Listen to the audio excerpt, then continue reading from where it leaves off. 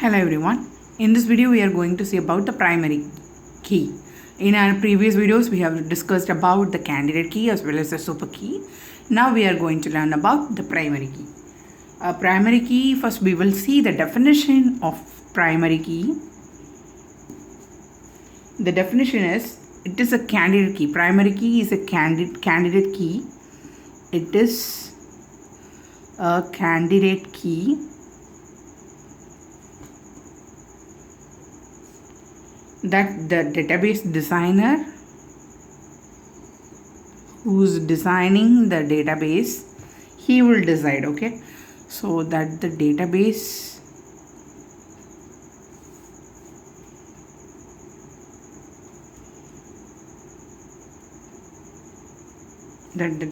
designer selects while designing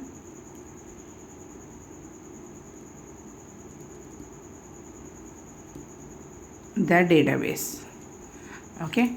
Or else we can say that candidate key that the database designer implements is called as a primary key. Candidate key already we have seen. So candidate key that the database designer implements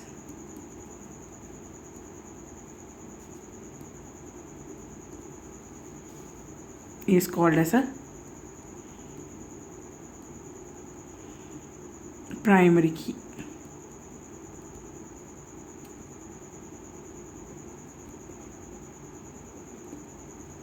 Okay, so this is the definition of primary key. It is a candidate key. Primary key is a candidate key that the database designer selects while designing the database. While designing, the database designer will decide which will be the primary key, or else candidate key that the database designer implements is called as a primary key. So primary key is also a candidate key, and the candidate key is also a super key. So you just understand the candidate key. Primary key is a candidate key, but we will be having a minimal set. In candidate key we may have more than one candidate key, no? But primary key, it will be the unique key. There will be, if you consider a relation, just take the same relation which we have discussed in the previously, that student relation, okay? The same relation, I'm going to take student relation with the four attributes. The same attributes I'm going to take.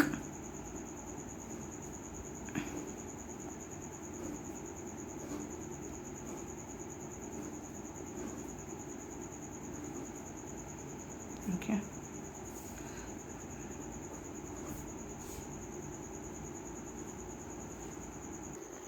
So the same table we have taken as an example. Here if you consider in this relation, student relation, we have four attributes, that is a student ID, name, phone number and age. Already we have seen this in the candidate key as well as the super key. Now we are going to see the same example for primary key. So in this primary key, there are some certain conditions are there.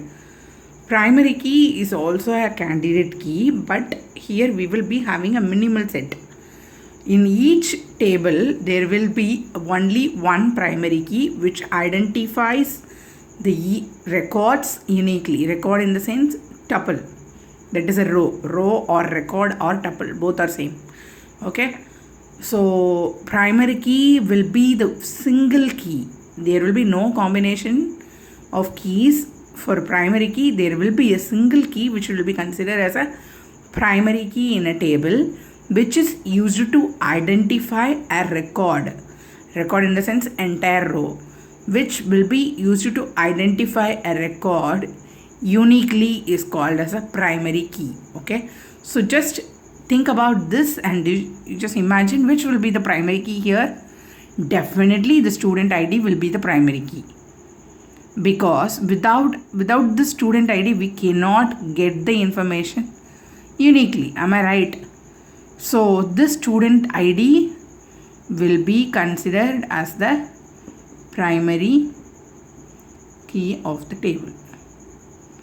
Okay, this is the primary key of the relation student, because it will be fetching the data uniquely. There will be no data redundancy, right? Each is a unique value. So whatever value is present in the primary key, it should be unique, and the primary key value will never be null. Okay, this is the first and foremost condition. First condition, it should have a unique value. Okay, so this is the first condition, unique value. Primary key should have a unique value. And the second one, it never be null.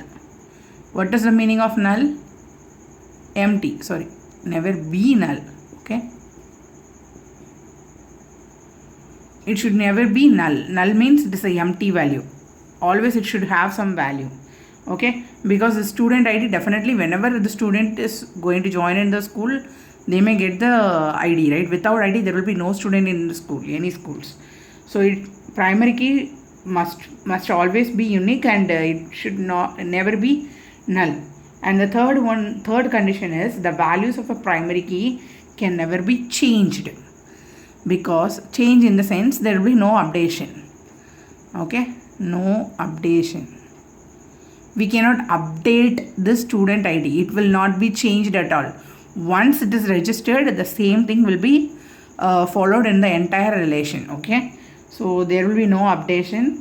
And the fourth one is the value of a primary key must be assigned when inserting a record.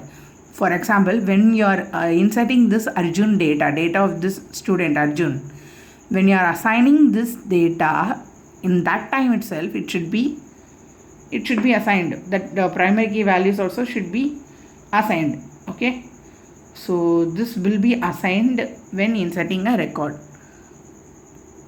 Fourth one, value should be assigned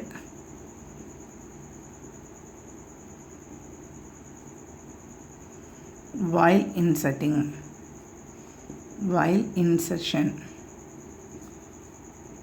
So this is the next condition. Okay, fourth condition.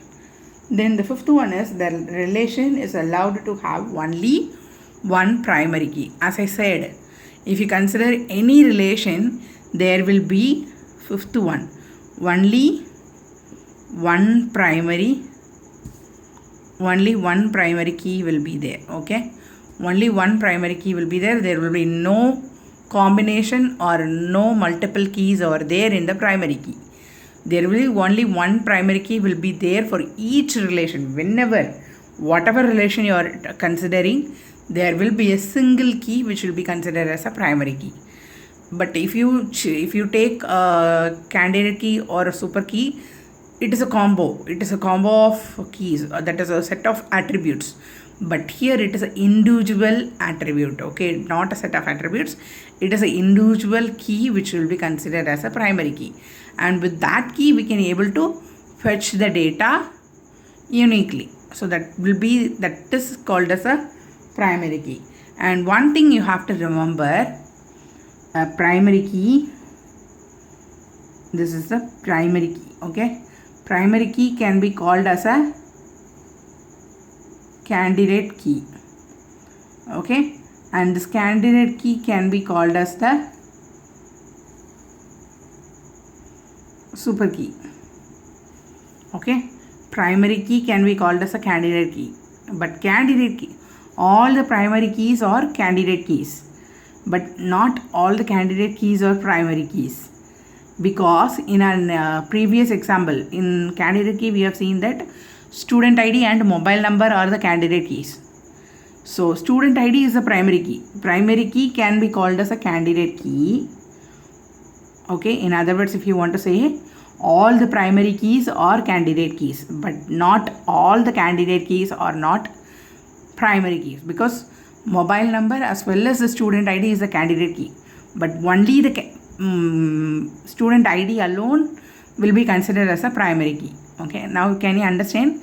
All the primary keys are candidate keys, but not all the candidate keys are primary keys. In the same way, All the candidate keys are called as a super keys, but not all super keys are called as a candidate keys. So super keys, whatever attributes present in the table is called as a super key. But candidate key means it should have a candidate key should have a unique value. Whatever attributes have a unique value, that will be considered as a candidate key. If you're talking about this primary key, each relation will be having only one primary key. There will be no combination or no set of attributes. I hope you all get the clear knowledge on this primary key, candidate key as well as a super key, and how to relate both that super key as well as candidate key as well as a primary key, how to relate everything. That also you may understand by seeing this video. If you have any doubts, kindly go through the video again and again, and you will get a clear knowledge on this. Thank you students, thanks for watching. In our upcoming videos we will be discussing about the alternate key as well as the foreign key. Thanks for watching.